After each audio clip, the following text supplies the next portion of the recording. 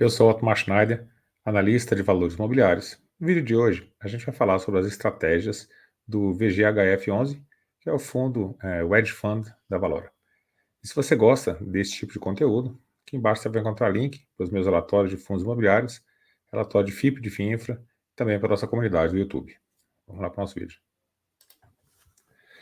Esse aqui é o último relatório publicado pela Valora, de junho de 2024.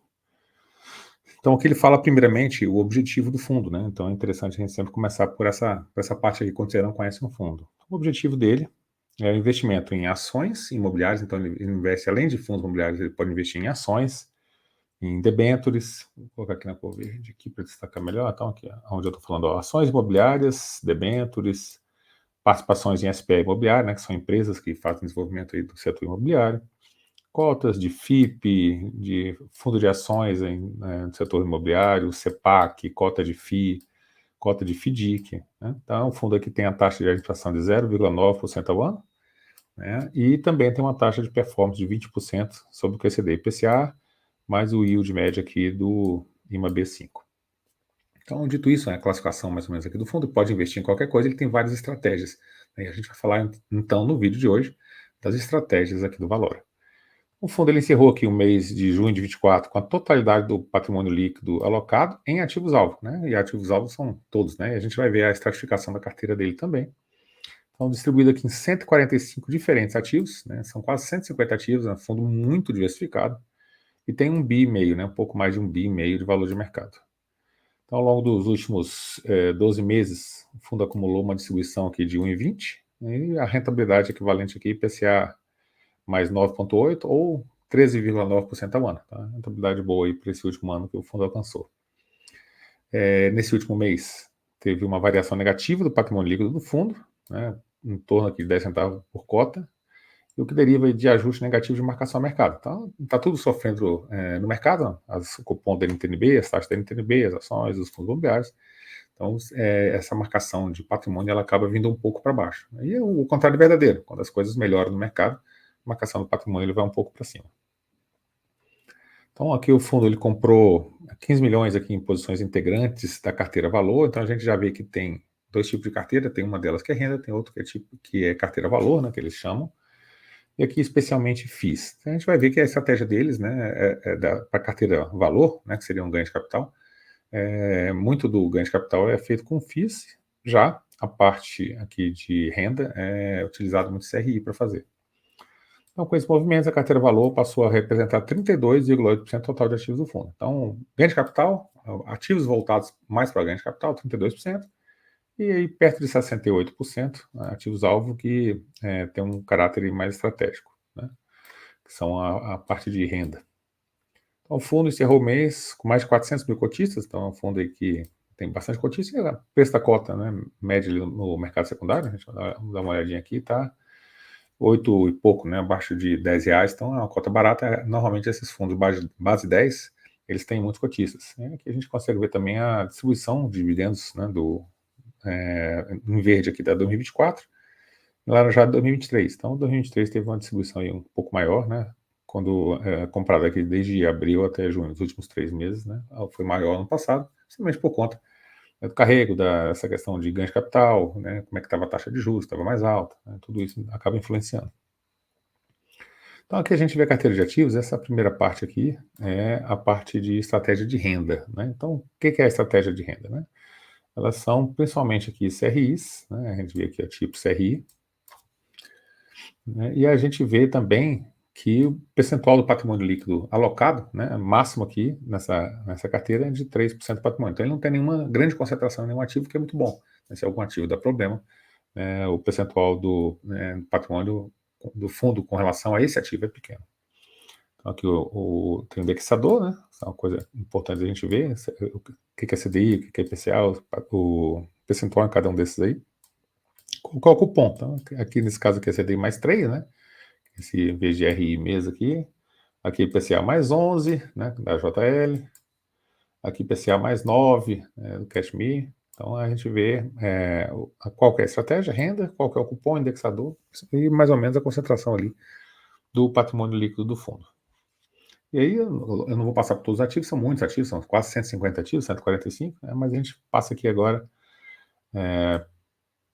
para a parte de carteira de valor, né? Essa aqui ainda continua a carteira de renda, e aqui a carteira de ativos de valor. Então, a gente vê o que ele está comprando para ganho de capital. Então, é interessante, né, quando a gente vê estratégias de fundos, né, de gestores de gestão, que fazem gestão ativa, o que eles estão fazendo, né? Como é que eles estão vendo o mercado agora? Você tira muitas ideias, você vê, né, você aprende com gestores aí mais experientes.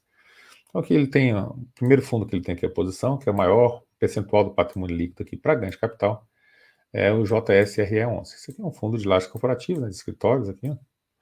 Então, que está com um carrego aqui, ó, dividend yield a valor de mercado, de 8,99%. Então, ele tem um carrego de 9%, né, ele está com desconto grande frente ao VP, então ele carrega esse fundo aqui para ganho de capital.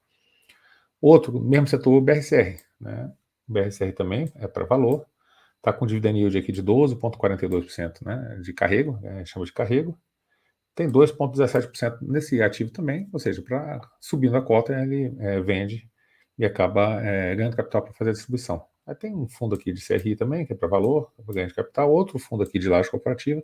Então, o setor de laje corporativa é um dos setores que o pessoal da gestão ativa mais está investindo para ganho de capital. Então, o pessoal da Valora também está fazendo a mesma coisa. FIGS aqui, a Shopping Center, é um shopping que também está com um desconto grande, né? Mas a posição do fundo é de 0,71% só. Está com carrego aqui também de 9,67. É um shopping que está, né, com problema de vacância e tudo, e que tem algumas coisas aí para resolver. Tem diversas posições aqui, não vou falar de todos, né? Na parte de desenvolvimento, escritório, recebíveis, né? Tem vários. Inclusive aqui, ó, é o CPTS, né? O Capitânia. Está com desconto frente ao VP também. Está com carrego aqui perto na faixa de 12%. Então o fundo tem uma posição aqui também no CPTS 11. E a carteira de ativos aqui agora é de ações. Então ele tem praticamente aí várias ações aqui, né, do setor imobiliário. Tem a Allos, a Multiplan, a São Carlos, né? Então tem várias ações aqui. Só que o percentual de participação em cada ação dessa aqui é pequeno, 0,16, 0,15. Então, o total de participação em ações aqui é apenas 0,34% do patrimônio. Então, a grande parte, realmente, do patrimônio de valor aqui está em fundo imobiliário, que é 36%, né? Total de FII para ganho de capital, 36%. Então, as ações dão um ganho de capital maior quando elas estão mais contadas, sim, né? Mas o carrego delas é bem ruim, né? Que é o dividend yield que a gente chama aqui, né? O dividend de mercado, o carrego é ruim, e aí, se o fundo carrega muita mão em ações, ele acaba tendo uma renda mensal menor, né, que vai acabar impactando aí o preço da cota. Então, eles carregam posição de ações aqui pequena, né, frente ao patrimônio líquido do fundo. E aqui a DRE, a distribuição de resultados, né, do fundo. A gente vê os últimos 12 meses aqui, ele fez 171 milhões, né, de receitas. Então, a maior parte aqui das receitas aqui foi com provento, juros e correção monetária, né, adveio aqui dos CRIs, né, dos CRIs, são 105 milhões só CRI. Então, o FII teve 34 milhões, né? Outras receitas aqui, ó, com FDICs, ações, né? As receitas, né? Os proventos pagos aqui, eles são menores, né? A maior parte aqui realmente é de CRI, tá?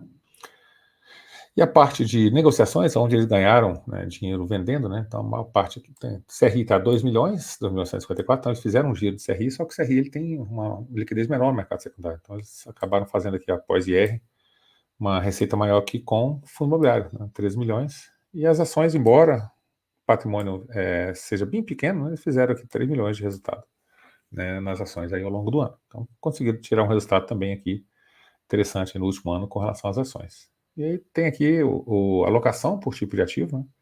A gente vê que o CRI realmente é a maior parte aqui do fundo, 58%, né, do fundo é CRI. Aí o fundo imobiliário 35% e o restante são posições pequenas. Alocação maior aqui também em PCA. Então, o IPCA 40% do fundo, 40,6%, né, apenas variação positiva. Você pode ter dois tipos de variação. O PCA, se a inflação vier negativa, você desconta na parte do cupom. Mas se a variação for apenas positiva, se houver uma deflação no mês, aquele negativo não entra no cupom, né? Essa outra aqui não, essa aqui entra. Essa parte aqui só de PCA. Né? Então, se tiver uma parte negativa, ele acaba entrando também. A parte aqui de CDI, né? CDI aqui está 37,8% e 19% aqui no IPCA entrando na parte negativa.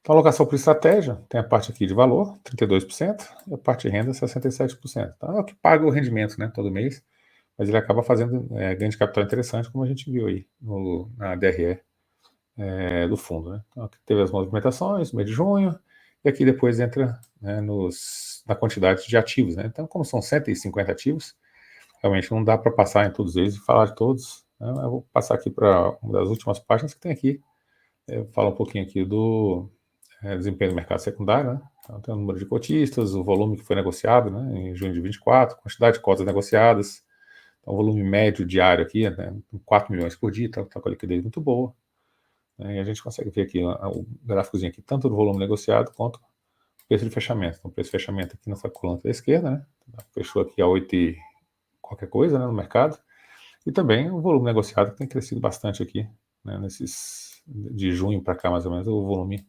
aumentou bastante com relação ao que era antes, né? Também crescimento do número de cotistas, aí leva aumento também de negociação. Então é isso que a gente tinha para o vídeo de hoje, falar um pouquinho, né, sobre o VGHF11, o fundo, o Hedge Fund da Valora. Espero que vocês tenham gostado do vídeo. Gostou do vídeo? Deixa o seu like, se inscreve no canal, deixa um comentário aqui embaixo se é cotista do fundo, já conhecia o fundo, o que você achou das estratégias aí da gestão? Deixa um comentário aqui embaixo que eu gostaria de saber. Bom, muito obrigado por ter assistido o nosso vídeo. Até o nosso próximo vídeo.